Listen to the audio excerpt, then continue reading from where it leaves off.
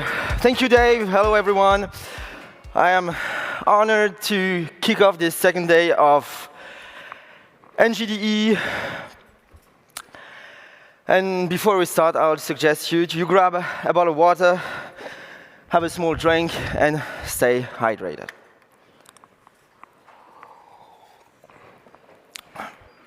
So, hi, I'm Matt. A lot of you know me by my nickname on the internet. I'm Jean-Mesh. I'm a software engineer. I'm half French, half German, so I'm very proud to be able to do this presentation in my second home country. I am also part of the Angular team as an open source contributor. Before we kick in, before we start speaking about server-side rendering, I would like to take a step back and look where we are coming from. So all of you have probably developed what we call single-page applications. And those are really great because they allow us to have highly dynamic applications that are supported by all the platforms and that are easy to debug and easy to test. But we had, quite quickly, we saw the issues with our SPAs. They can get really big, several megabytes, and they can be slow to start, slow to load. So the question was, quite quickly, how can we improve this? How can we have applications that load faster for our users? And the solution was to introduce what we call lazy loading. So lazy loading is saying we start to load only what's necessary on our application and load different modules when we need it, when we navigate on our pages. And this was introduced already for Angular in V5, for those who were already there at that time, in 2017. So this was the first strategy. You had the router that was able to lazy load your routes. So at the time, every ng module, you could lazy load it. Now, with standalone, you can lazy load them too. More recently, the Angular team introduced what we call deferrable views, or also named the defer block.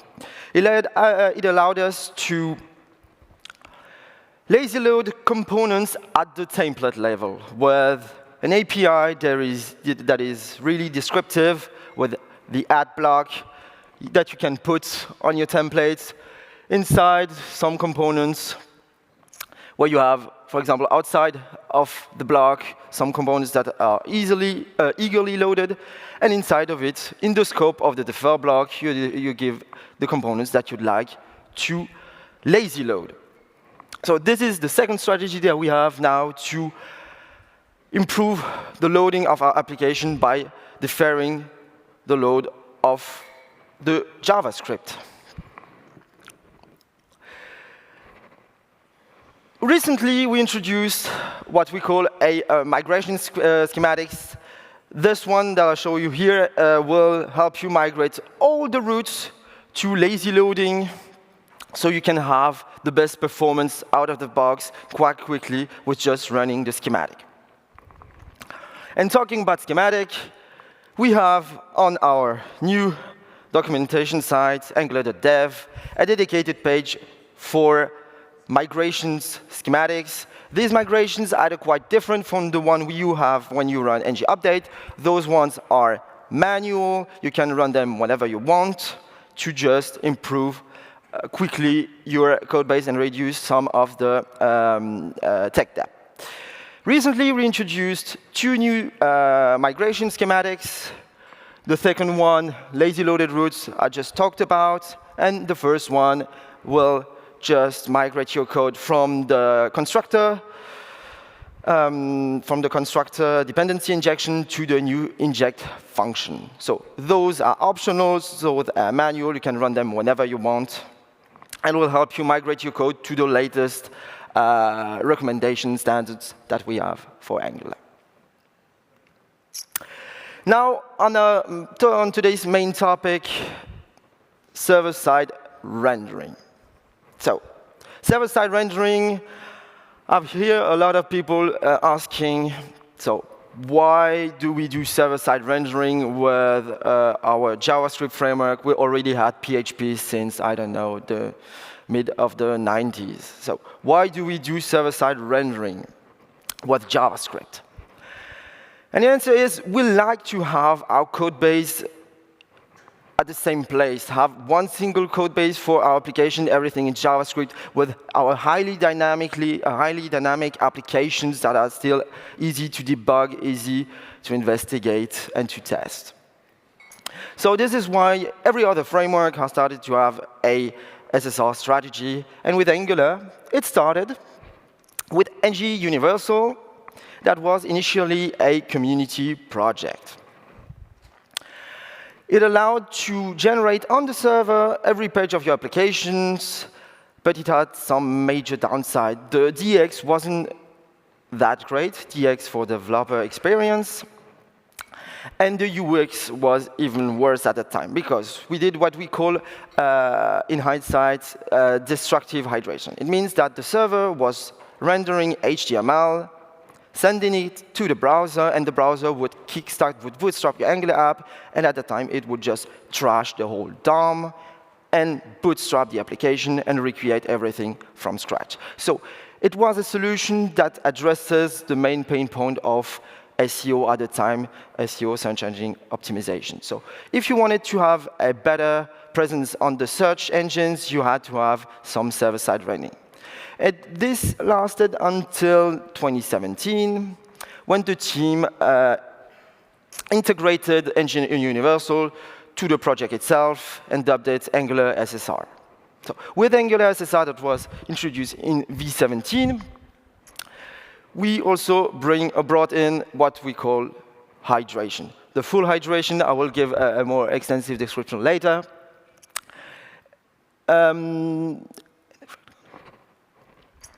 And one of the points that we had here is that the deferred content, so the lazy loading, was only happening on the client side.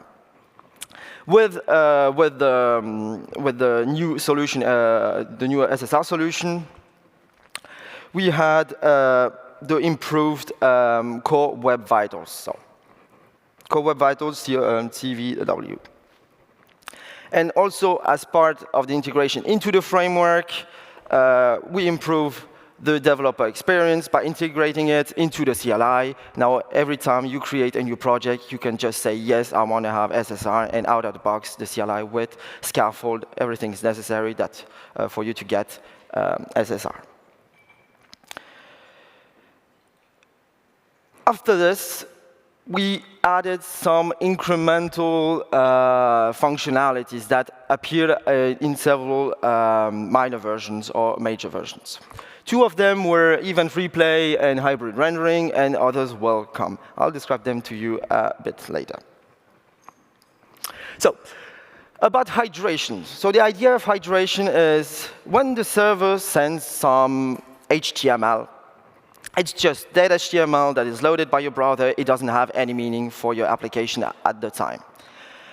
You send HTML, you send JavaScript, and your browser will bootstrap your applications. Before, like I said, we destroyed the whole DOM and recreate from scratch. Now, your application is able to just reconcile the existing HTML and matching it with what Angular was expecting, and just revive your DOM, making it alive. So what was dead when it arrived, after a few milliseconds, your application becomes alive, and it's a standard SPA application for you. So we are able to have something that was generated from the server and becoming highly dynamic on the browser.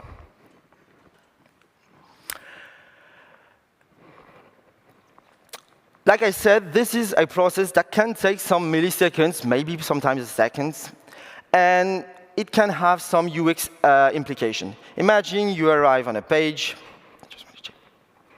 Yeah, because it takes some time. You can arrive on a page, And imagine when you're used to an application, you already know where the button you want to click is going to be. So what happens? You arrive on the page, you directly click on the button, but your application isn't hydrated yet. It's not alive. So you click it, and nothing happens. This is one of the pain points that we wanted to address.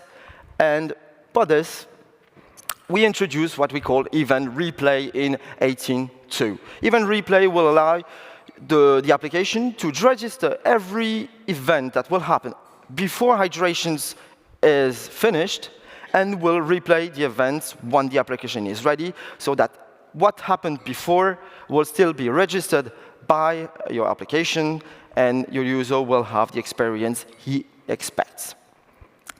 And this is provided by a library, an old library made by Google called GS Action. And just so you know, it is a battle-tested library because it powers one of the most known websites in the world, Google Search. So, event replay, you can set it off in your, set it in your application by just adding with event replay to the hydration provider in your application configuration.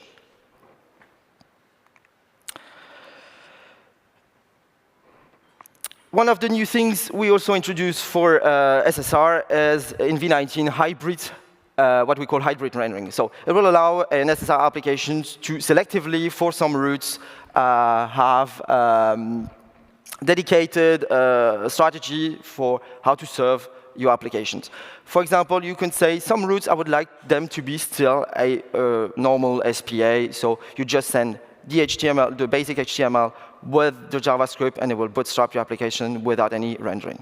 Second strategy, SSR, the server just renders the whole HTML, does the hydration on the browser for you, and your application is served like an SSR application. Third possibility, you do pre-rendering. For example, you have a blog. You want to have some posts generated just once because it's even faster than doing SSR.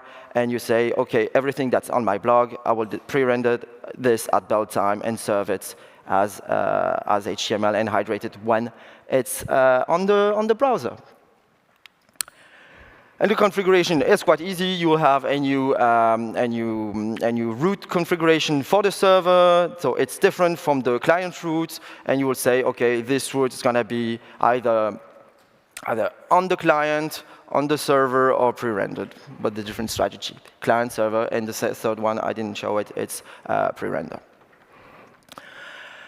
So I was talking about loading things. Like I said a bit earlier, we don't have lazy loading yet in server-side rendering.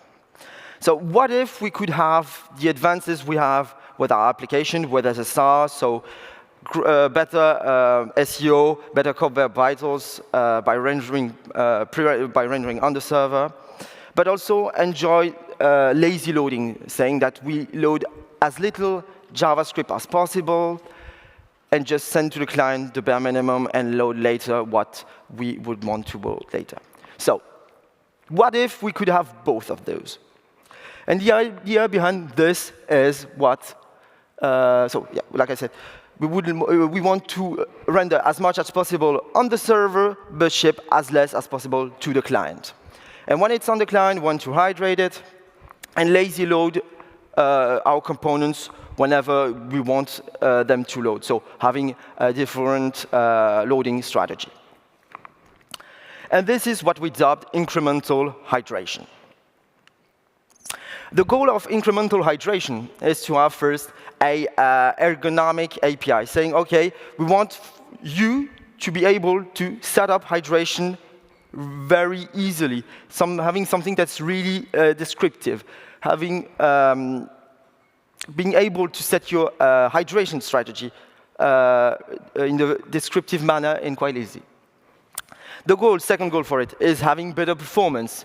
You want to reduce the initial load of your page by sending as little JavaScript as possible, but as much HTML as you would want, because this is what will matter to you, to your SEO. And with this, you will improve your code web vitals. If you load less JavaScript, if you send more HTML, you will have no more what we call cumulative layout shift. So CLS is one of the three metrics of the code web vitals. So imagine with a lazy loading, you're adding some more HTML every time. It will just shift your layout a little bit every time you load lazy. So if you render everything on the server, it won't be lazy loaded anymore. So you won't have any layout shift and will improve your code web vitals. And having better code web vitals, having everything rendered on the server, it will also improve your SEO. And the last point is ensure that no user interaction is lost. And you see that's the idea I just described before with event replay. The idea of event replay was actually pushed by SSR, and because we could provide it already pushed by incremental hydration, but we could also provide it directly to our user and make it available even before we had incremental hydration. So being able to replay events before hydration happens. So like you saw on the slide before, I mentioned what we call dehydrated content. So content that is sent by the server, but not already alive. If we want to say we want to ship as much HTML as possible, but as less JavaScript as possible, it means that we will have part of our application that will be hydrated and part that will still remain dead. So it means this HTML will be actually pure HTML and nothing Angular. None of your components, none of your directive will be instantiated. All the lifecycle methods won't be called until it's hydrated. You won't match any query. If you have, imagine, a view child, a content child, above a dehydrated component, you won't match anything in your queries until it's hydrated. And of course, if you rely on some data that it's updated, for example, from a global store, this data won't be updated because change detection doesn't run until your component is hydrated.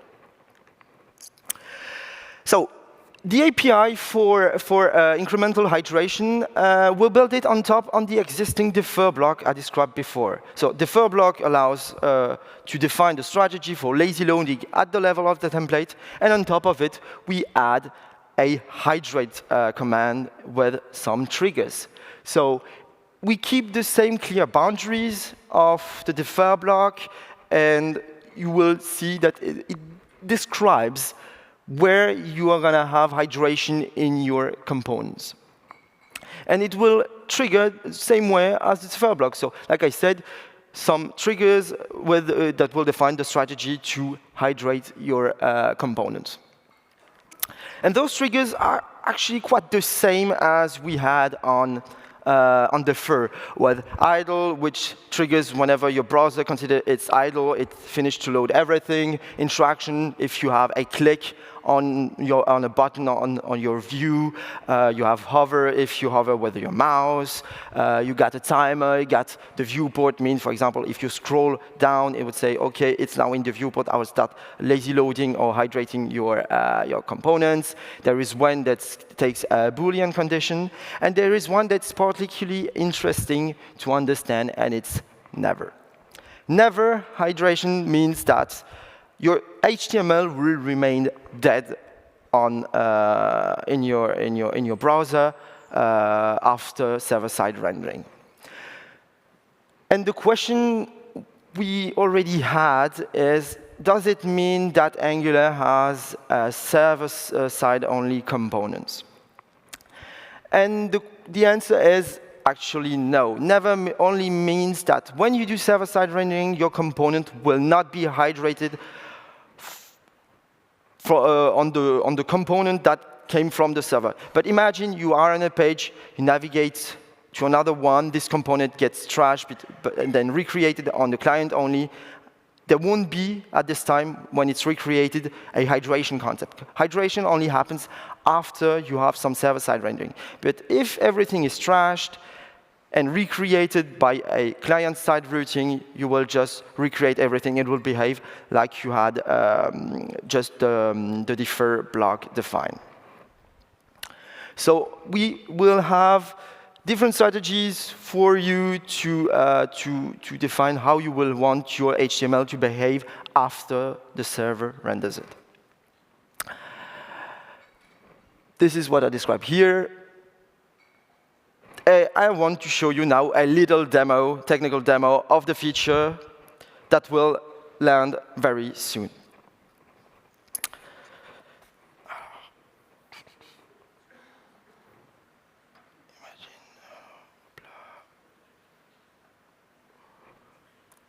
Nope. So imagine we have a small e-com website. We have here an example of a web page that has some kind of shell with a header, a footer, a navigation, a shopping cart. And inside of it, you have the details page of your different products, and we mark the difference between the blue, what is the components that are already loaded, and the gray, the ones that are server-side generated, but not hydrated yet. This is the content that is dead at the moment. I can show you if I reload. Oh, no.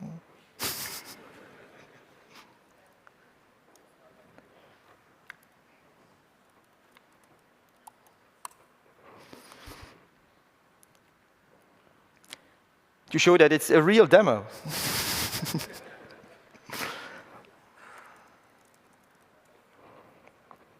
Good, yes. So, like I said, server-side rendering.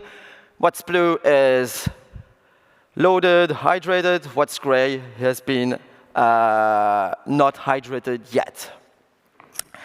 For this technical demo, you will see that we will have a delay of the different stage. So, when you hydrate something, when you did like you did with the fur, first you're going to trigger the loading of the JavaScript of your component, then it's going to be Bootstrap itself. So imagine here I'm on the page, and I would like to add to my cart. So my cart has 0 item. I click on it. The component is dead. Like I said, there is no change detection, no everything. And I click here. What happens? You will see that I click here.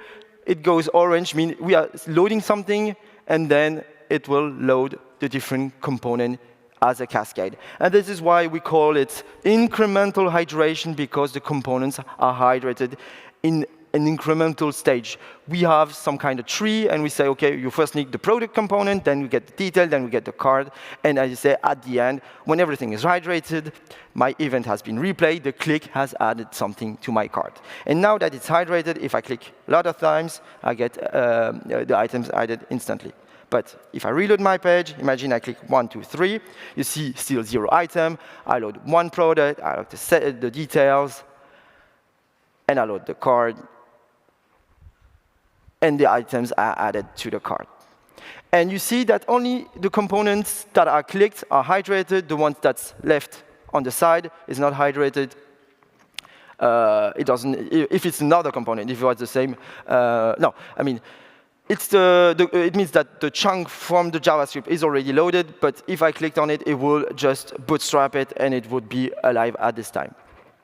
So really, the idea here is to show that you have your shell, you ship as little as JavaScript as possible, and you load whenever you want the JavaScript, so that your user have the full experience, the full rendering, the instant rendering of your page, but will have the same dynamic usage they are used to with normal SPA.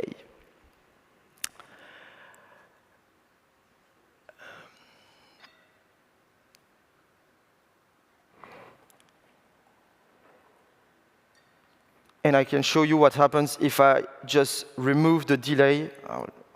If I remove the delay, I put it to 0, and you'll see that would be the behavior that your user will experience. I click something here, I add to the cart, it's almost instant.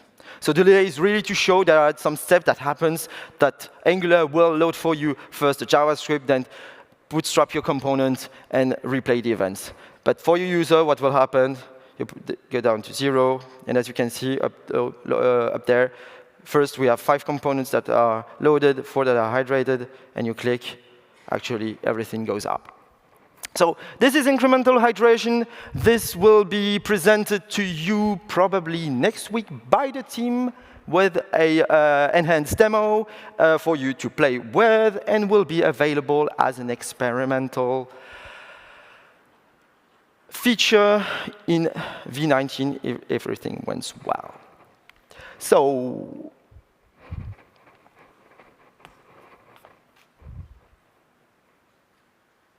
this is it for me. If you have any question, feel free to reach out to me. I'll be around for the whole day. I can answer every question you want about Angular, maybe something else too. Thank you very much, and enjoy the rest of NGDE. Thank you very much.